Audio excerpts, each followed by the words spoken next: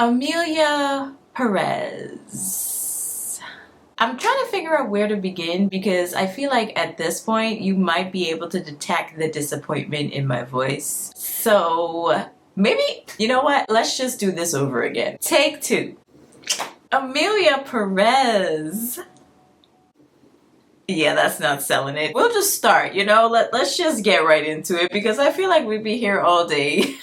So Emilia Perez has been a much talked about Netflix film. This is probably the most I've even heard people talk about a Netflix film in a hot minute. This was released back on the 21st of August, 2024, last year. And I didn't hear about it until this year after people were making noise about it being nominated for several different awards this entire award season. So I was like, okay, this is looking interesting. I had never seen the trailer for it, nothing. I didn't see anything about the film, no clips, just people complaining about it. So I was like, maybe I might check it out. But before we get into that, I'm just going to give a little bit more information about the movie before I get into the storyline and then of course my thoughts. So it was directed by Jacques Audiard. I might be mispronouncing that. I believe he is French. I'm not, so I'm doing my best here. It got a 72% on Rotten Tomatoes and a 15% among Google users, which I don't understand because how in the world do those numbers be so different? So, it's just like 72%. Like, did someone pay for something on Rotten Tomatoes for that to be a little higher? Because that disparity is crazy. So the write-up, let's get into it. It says a Mexican lawyer is offered an unusual job to help a notorious cartel boss retire and transition into living as a woman, fulfilling a long-held desire. Main cast is pretty small. We got Carla Sofia Gascon, who's playing Emilia Perez, the main character. Zoe Saldana, or Zeldania. She's been saying Zeldania for the last, I would say, at least 2 years. She hasn't really corrected other people when they say Zeldana, so I don't know. Anyway, but she's playing Rita. Then we have Selena Gomez, who's playing Jessie. That was interesting, but we'll get into that shortly. Edgar Ramirez, who's playing Gustavo. Adriana Paz, who's playing Epifania. And Mark Ivanier, who's playing Dr. Wazerman. Yeah, so pretty small cast. Obviously, there's other people playing other folks in the movie, but those are kind of like the main faces that we see. So the storyline, like it mentions, okay, we got Rita, played by Zoe. She comes in and she is this lawyer. She seems to be used to basically doing all the work, but doesn't really get noticed for it. And she's kind of getting to that point where she's like, when is it going to be my turn where like I am the star lawyer? Like not in a star of like celebrity in a sense, but where I'm seen. And she gets this call from this cartel boss. And he was a part of the Vanitas gang, basically, I think was the name of it. And he was their boss, right? But he gives Rita a call and he's like, I have a job for you. Like, if you're interested, also, I know you're in the bathroom. Like, in short, like, I am watching you, girl. And it's just like, whoa, okay. So eventually she decides she wants to take him up on the offer. And instead of just meeting up, obviously, because he's a cartel boss, he has to do everything in secret. So he has her brought to him with a bag over her head so that she doesn't obviously know the location, and they meet in like this like RV thing, and he's just like, listen, I want to be a woman, but obviously because of where I'm at, the path I am on in life, it's going to be kind of difficult. So I'm gonna need you to work out all the logistics, where I could go, who could do the surgeries, who could handle my kids and my wife traveling to another country, because obviously they can't stay, at least in Mexico, I believe is where the movie is supposed to be in. So they now have to leave Mexico. He also has to leave Mexico too for a while to obviously get the surgeries that he's looking for. So she decides, yeah, I'm gonna do this. And then we see that she's supposed to be going overseas to meet the doctors, make sure everything is set up for him. Then we get a musical. We got a musical from the very first couple of minutes when she's sitting at this market of sorts and she's trying to get work done. And I'm just like, okay, we just started singing out of random, but all right. I thought originally that it was gonna be just a song here or there, but it ended up being a full-blown like kind of musical. Like they probably only had a couple minutes of acting in between each song. I don't know if I'm just exaggerating or what, but it really felt like a lot. So she's trying to get everything set up, but she ends up like spending money because he already gave her access to his bank account and all that information. So she was already spending money on first class tickets and all that good stuff. He threatens her and just like, listen, I did not pay you all this money or give you access to all this money to just be spending it. Like, help me. So eventually she gets this doctor, I think it's Dr. Wasserman. He comes in and he's just like, yeah, okay, I'll do it. And then his wife and kids are moving to Switzerland. She really doesn't want to. The wife, played by Selena Gomez, Jessie, she really doesn't want to go with their boys to Switzerland, but you know, they kind of don't have a choice. So they are over there for, I think it was like maybe a year or two had passed, but we see that now the cartel boss is now officially Emilia Perez. She's healed up, she's good to go. She eventually meets up with Rita in London, I think, but it takes Rita a few minutes to recognize that it's her. So Emilia is now saying, you know what, I want my kids back, so go get them. They don't know obviously that I did what I did, but yeah, I want them back. So now we see that she's trying to play this role of an auntie, but it gets really weird because obviously she can't really control herself. She sees her kids for the first time in a hot minute. Her wife, or at least who used to be her wife, Jessie, she comes in, but now we see that Jessie's also running this little affair with Gustavo because she already had something going on with Gustavo way before she'd even left Mexico to go to Switzerland. Emilia didn't know anything about this and she starts getting a little jealous, a little attached. She also now feels a way about, I guess, having a hand in the disappearances of a lot of people, a lot of gang members under his control, carrying out certain orders, if you know what I mean. So there's a lot of people on record being missing and people and families don't really know where they are. Now she feels bad and starts a nonprofit to find or locate the bodies of these family members. I guess in a sense trying to give closure to these families. I find that pretty interesting considering you were the one that had such a heavy hand to play in a lot of this happening, but now like you feel like the hero just because you gave back the bodies of these dead family members. It's just like, but you had a hand to play in them dying, but okay, you know, like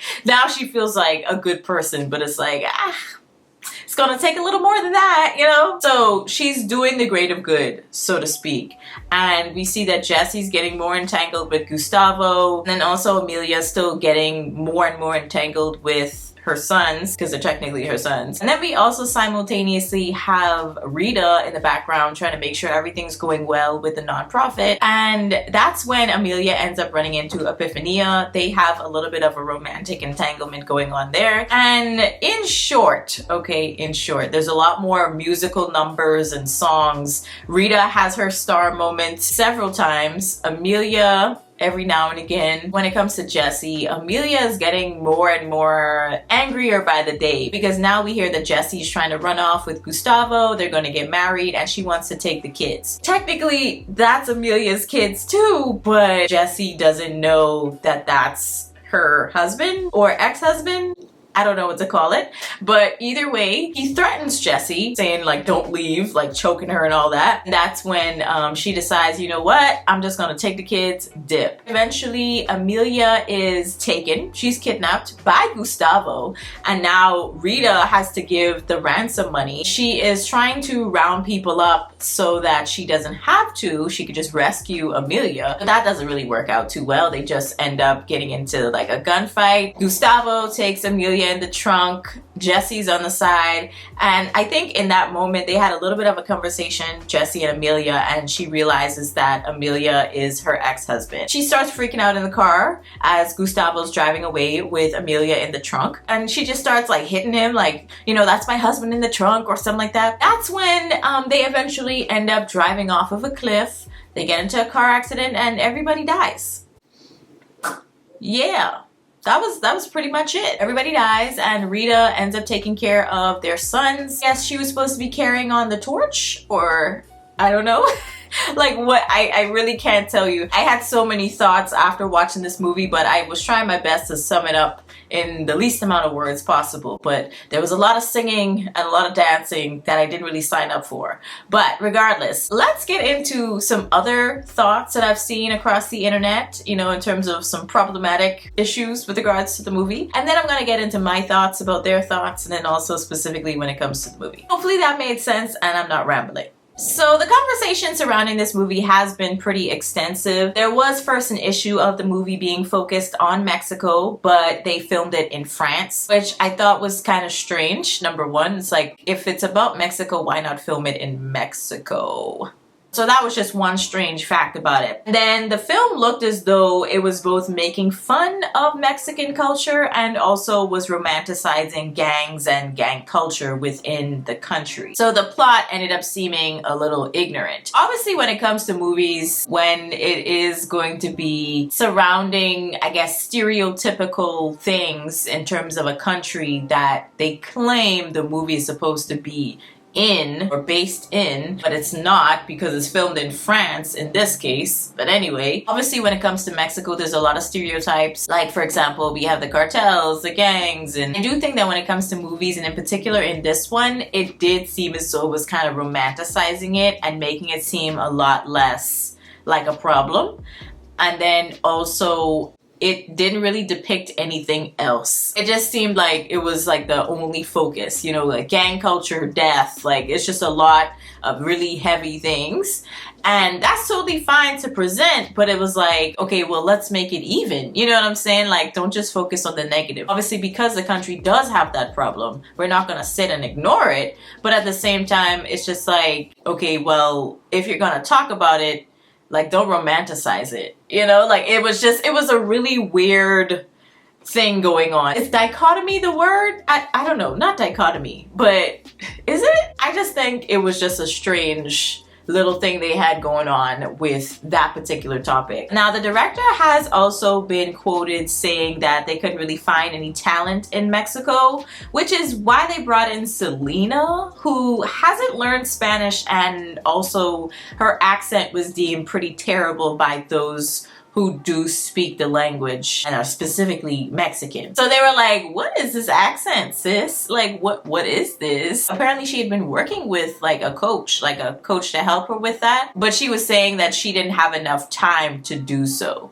So yeah, but you know, that's just what she said. I do also want to bring up kind of like a sub point to my original point about Selena. In a video that I ended up watching from Salem Tavor, hopefully I'm not botching it. I probably am. I apologize. But Salem, she's a YouTuber, and she kind of broke this down pretty well. She kind of presented it as the Selena Gomez problem. Basically how, I guess, what they would call a no sabo, who is someone who is of Latino descent or heritage that doesn't speak Spanish, or, you know, just speaks broken Spanish, how they're kind of thrusted to the forefront to be kind of like the spokesperson in a way, or I guess the only person that they would consider when it comes to Hollywood or films or TV shows to represent that community.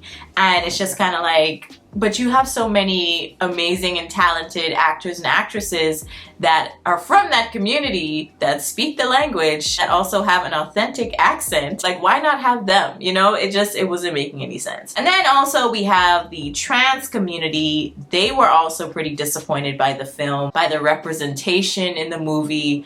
And I can understand. I can definitely understand, because it's like, okay, finally you have a star in the film that's trans, and in the movie they're going through the whole, you know, transition from a man to a woman, and they're a cartel boss. Like, really? So it was just kind of like, ugh.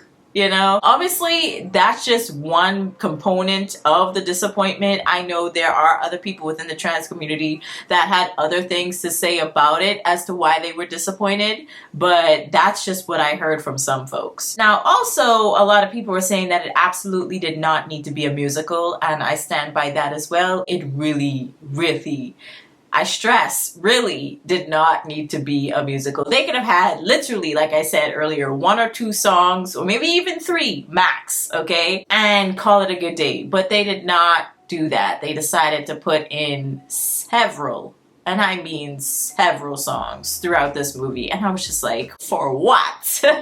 What was the point of the singing? When you don't even have anyone in the movie who can really sing that well. I said what I said.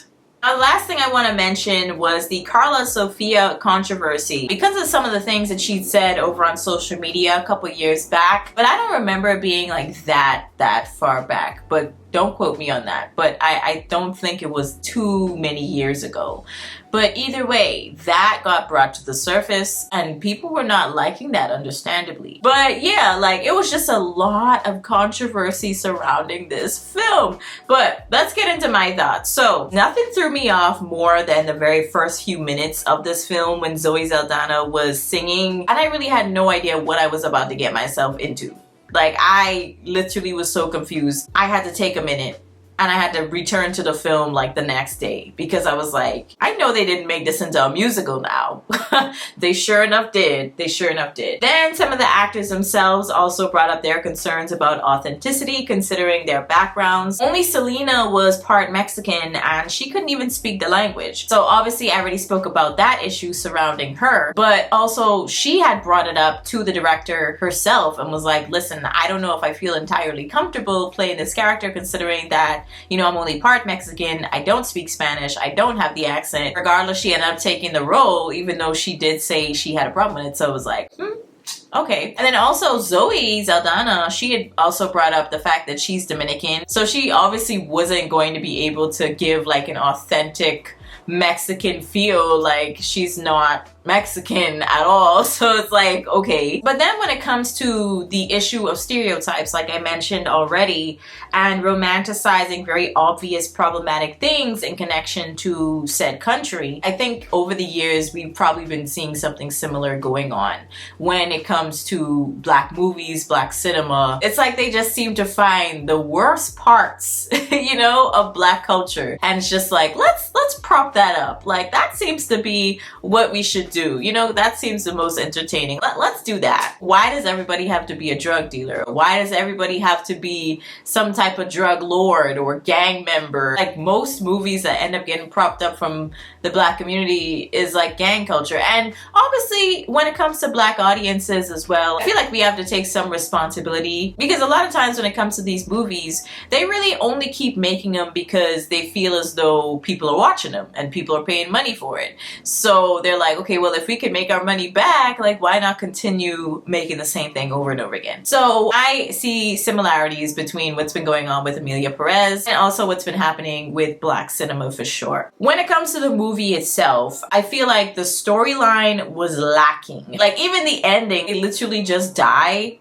in a car accident. Like, huh? It was just so anticlimactic and strange to me, to be honest. And I want to say that just because it was shot really well doesn't make it a good film. I feel like so many cinematographers and directors and like all these people who get awards these days, it's just because the movie was shot well. It wasn't because the storyline was great. It wasn't because there was such a amazing actor or actress on the screen doing such a great job. It was just because it was shot really well and good lighting and it helped to express the story at the time and you really felt the emotions because of the lighting and the mood. It's just like, no, I feel like if it's not a good film, it's not a good film. You can't just be like, oh, we're going to give you this award just because it was shot really well. We're just gonna give you all the awards. I just get very irritated when I see that because it's just like you have so many good films. So many good films. Like I don't understand. But anyway, I also want to say that I think it relied a little too heavily on the transgender storyline of Juan's journey to becoming Emilia. Sorry, I forgot to mention his name is Juan. He's the cartel boss who transitions into Emilia. I kept saying cartel boss, but his name was Juan. I just felt like it was relying way too much on that storyline for it to be interesting. Why is there not several things going on at once? I feel like having more going on at once makes me use my brain a little bit more and have to pay attention more, but obviously don't make it entirely confusing. But I felt like it was literally just that storyline. Even though Zoe Saldana kept saying it's about 4 women and blah blah blah, like it was really just about Emilia. Like, let's be for real. Honestly, the fact that they've been cleaning up at these award shows is crazy. Even seeing them win, for example, instead of Wicked. How the heck does Emilia Perez win over Wicked?